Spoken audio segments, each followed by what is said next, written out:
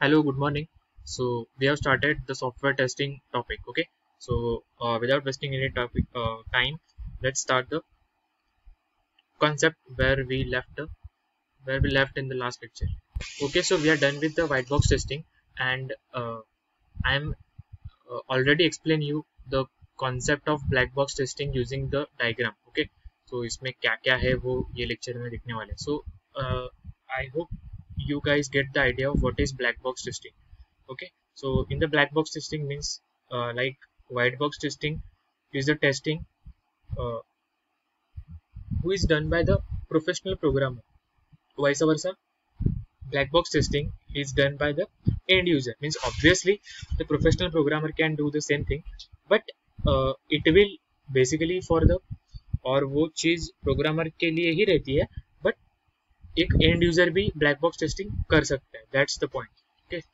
Okay, because black box testing purposely disregards the program's control structure, attention is focused primarily on the information domain. So we basically uh, test the functionality of the software. Okay, so the goal of the black box testing is to derive sets of input conditions. हाँ, test cases जो मैंने बोला था last time, हम लोग ने बोला था कि जैसे कि इंजीनियरिंग में हम लोग कोडिंग करते हैं, वैसे ही टेस्टिंग में टेस्ट केसेस डिजाइन करते हैं that fully exercise the external functionality.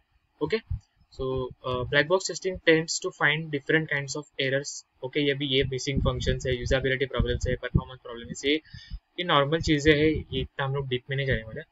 सो जो इम्पोर्टेंट उसके पॉइंट्स है वही हम लोग देखने वाले हैं black box test with respect to black box testing. Okay, so the first type is equivalence partitioning. So typically the universe of all possible test cases is so large that you cannot try them all. मतलब बहुत सारी possibilities हो सकती है जहाँ पे हम लोग टेस्ट मतलब वो possibilities में हम लोग टेस्ट कर सकते हैं. हाँ, and practically it is not possible to test those all test cases. हाँ, so that's why you have to select a relatively small number of test cases to actually run. Which test cases should you choose? So the equivalence partitioning is all about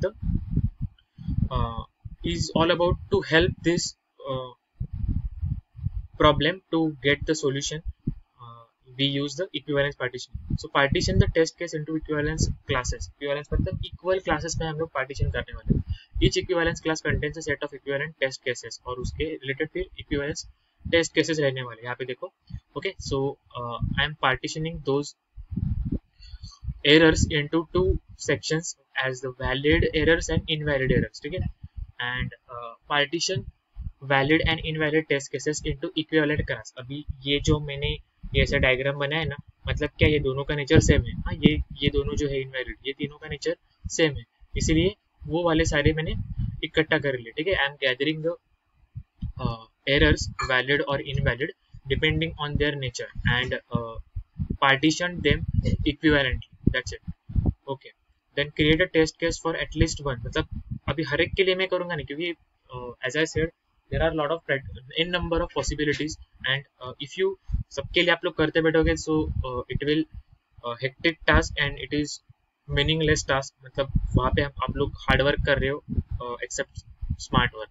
So to reduce that we are simply targeting the important error, important bug and important scenario amongst each and every partitions. Okay, उसके बाद फिर हम लोग उसे trouble shoot करने वाले. So when designing test cases you may use different definition of equivalence, each of which will partition the test case space differently. So यहाँ पे देखो इंट ऐड, अभी ये अलग होगा, n2 के लिए अलग होगा और n3 के अलग होगा. ओके, जैसे कि ये 3 है तो ये n1 के लिए, n2 के लिए, n3 के लिए. ठीक, एक ही फंक्शन में मैंने बात खत्म कर दी. ओके, ये इतना इंपॉर्टेंट नहीं है. Okay, back two point. Example दिया हम लोग ने इक्विवेलेंस पार्टीशनिंग का. N integer in such that okay minus 1919, but so suppose integer n is in between minus 99 to 99. okay, so उसके लिए valid equivalence class कौन सा है? so यहाँ पे देखो minus 99 to minus 10, minus 9 to 1, 0, 1 to 9, 10 to 99. ठीक है, so invalid कौन सा है? जो इससे छोटे है, मतलब सॉरी इससे बड़े है, जो ये लाइन के बाहर है. और इससे छोटे वाले, सॉरी इससे बड़े वाले और इससे छोटे वाले, ये सारे इनवैलिड क्लासेस है, सो उन लोग को मैंने बाजू में कर दिया, ठीक है। सिर्फ यही एग्जांपल हम लोग देख रहे हैं, ओके। सो ऐसे सारी चीजें मैं एनालिसिस कर रहा हूँ। Then the second type is boundary value analysis, BVA. So boundary value analysis is same as the equivalence partitioning. Here we can test the data on the boundary line. So when choosing values from an equivalence class to test, use the values that are most likely to cause the program to fail. So वो वैसे कौन से values है जो boundary पे है. In addition to testing center values, we should also test boundary values. क्योंकि 0 to 100 अगर रैंडम नंबर का एक प्रोग्राम है और रैंडम नंबर में 0 to 100 की रेंज है, okay. So on that scenario the middle value consist a lot of problem. वो 1 हो सकता है, 10 हो सकता है, 28 हो सकता है, it will be 48, either it can be 84, कुछ भी हो सकता है। So instead of wasting our time we simply pointing the boundary values. यहाँ पे देखो जो बाउंड्री वैल्यूज है ना, वो बाउंड्री वैल्यूज को हम लोग फोकस कर रहे हैं। जैसे कि ये जो है उसकी ये बाउंड्री वैल्यू है, ये इसकी ये बाउंड्री वैल्यू है। जैसे कि okay, suppose my input field contains the values from 0 to 10, okay।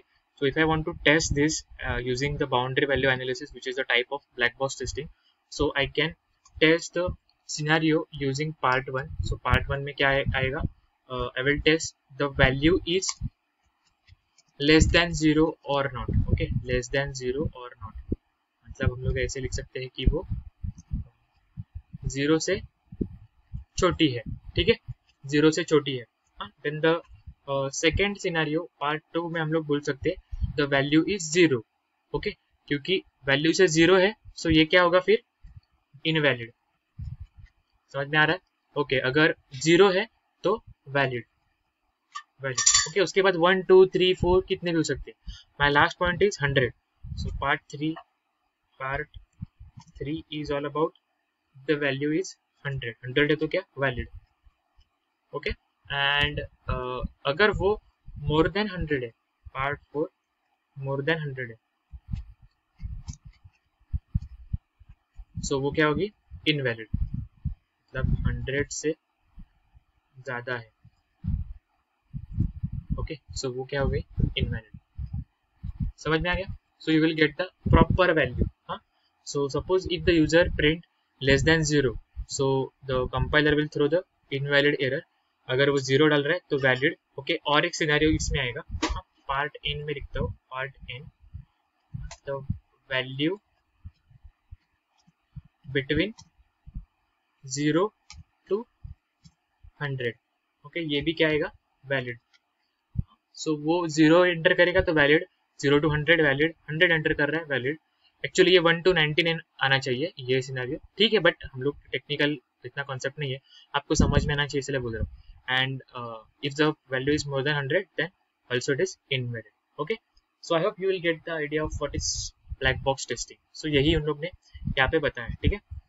सो उसके बाद there are lot of more supplementary testing as performance testing। So here we can test the performance of software, जैसे कि WhatsApp 4GB RAM के phone में चल सकता है, ऐसे मैंने बोला है। So I will test that thing, ये परफॉर्मेंस है।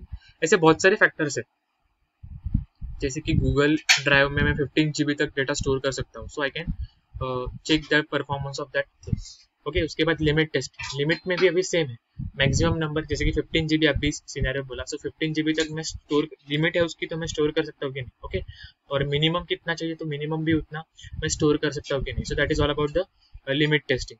Then the stress testing, stress testing means what, if my software, if I am saying that the game is, मतलब गेम मतलब software game is performed well if your RAM is 2GB, okay, but I am passing the stress, I am passing the load towards the software, and I am checking the behavior of software as the whenever the stress are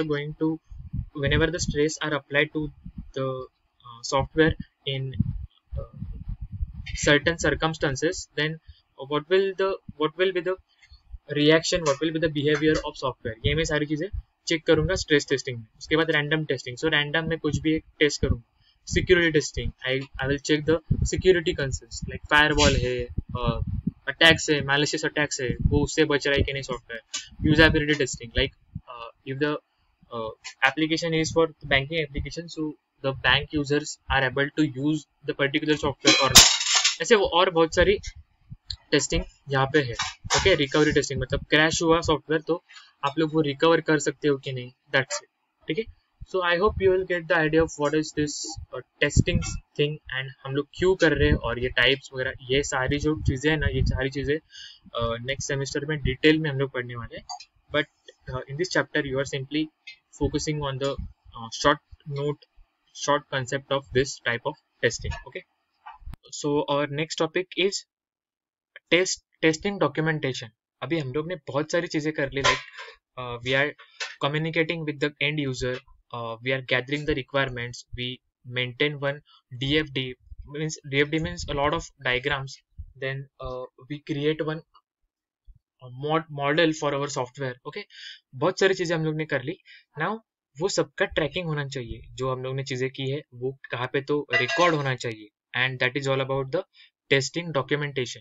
मतलब जैसे कि हम लोग ने एक suppose online पे कुछ भी ऑर्डर किया, सो हम लोग उसका बिल और वारंटी कार्ड वगैरह सब संभल के रखते हैं. ठीक है, सो that is all about the documentation कि अगर क्रैश हो रहा है मेरा सॉफ्टवेयर, सो डॉक्यूमेंट्स जो है वो मुझे हेल्प करने वाले टू रिकवर दैट सॉफ्टवेयर.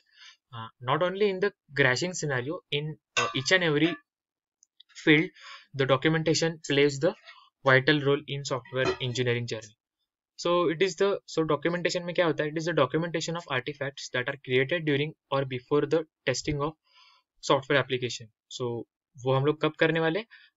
जब हम लोग एक्चुअली सॉफ्टवेयर बनाने वाले तब हम लोग डॉक्यूमेंट कर सकते हैं, या फिर उसके पहले ही हम लोग ने डॉक्यूमेंट किया हुआ है, ऐसे हम लोग कर सकते हैं.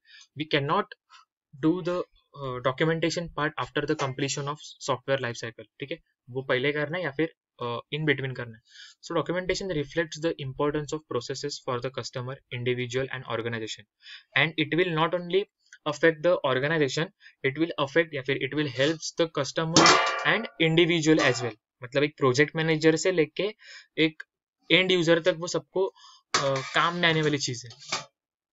And projects which contain all documents have a high level of maturity. So if one project contains the high level of documentation, so that means the project manager is intelligent person, the company is the vision of company is mind blowing, they have their own mission, their own vision, and they are professionals in the short note we can say. So अगर आपको professionally काम करना है, so you have to document your things, document your code in well and proper manner, in a professional manner. ठीक है, so यहाँ पे देखो हम लोग कोडिंग कर रहे हैं. कोडिंग मतलब रिक्वायरमेंट ली कोडिंग की, और वाइट बॉक्स टेस्टिंग हम लोग कर रहे हैं, या फिर ये जो बहुत सारे टेस्टिंग्स जो है जैसे कि functionality testing, integration testing, software testing, user acceptability testing, और ये सारी चीजें हम लोग कर रहे हैं. सो ये सारी चीजों का मुझे डॉक्यूमेंटेशन क्रिएट करना है. ठीक है, डॉक्यूमेंटेशन इन द सेंस अभी वो सॉफ्ट कॉपी हो सकती है, हार्ड कॉपी हो सकती है, that is totally dependent on you. But the company prefers the both the soft copy as well as hard copy, because soft copy भी secure है ऐसा हम लोग बोल नहीं सकते. अगर इन केस गूगल ने बोल दिया कि ड्राइव हम लोग बंद करने वाले, सो ऐसा बोल ही नहीं सकते हम लोग कि गूगल ड्राइव पे डेटा मेरा सेफ है. ठीक है, एक अमाउंट तक, एक सर्टन लेवल ऑफ अमाउंट तक वो सेफ है ऐसा हम लोग बोल सकते हैं, but we can not indulge into that system as we need to take the backup by using hard copies as well. ठीक है, वो पॉइंट नहीं है. the point is you have to document each and every thing in your with respect to your software journey. ठीक है, so these are the contents which are useful for creating test documentation, like test scenario, case, plan, RTM, strategy, data, blah blah blah. okay, so ये सारे जो blah blah blah वाली चीजें हैं वो हम लोग नेक्स्ट लेक्चर में देखने वाले. Before that take a screenshot, थोड़ा रिवाइज करो, and on the next lecture we are going to focus each and every activities in this testing documentation. Clear? और ये अपना लास्ट टॉपिक है, थर्ड चैप्टर का लास्ट टॉपिक है. So I guess next lecture में तो वो हो ही जाएगा खत्म. यही लेक्चर में होना चाहिए था, बट ठीक है, नेक्स्ट लेक्चर में हम लोग ये चैप्टर को खत्म कर देंगे. Okay, thank you.